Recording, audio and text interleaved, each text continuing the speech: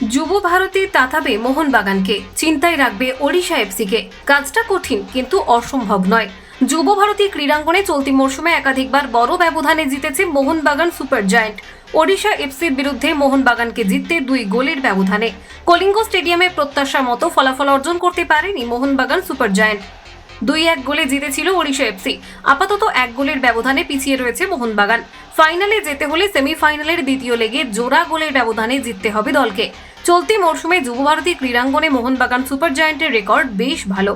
এবারে সিজনে ঘরের মাঠে সবুজ মেরুন শিবির জিতেছে 6টি ম্যাচে, 2টিতে ড্র করেছে। বেশ কিছু ম্যাচে বড় ব্যবধানে জয় পেয়েছে দল।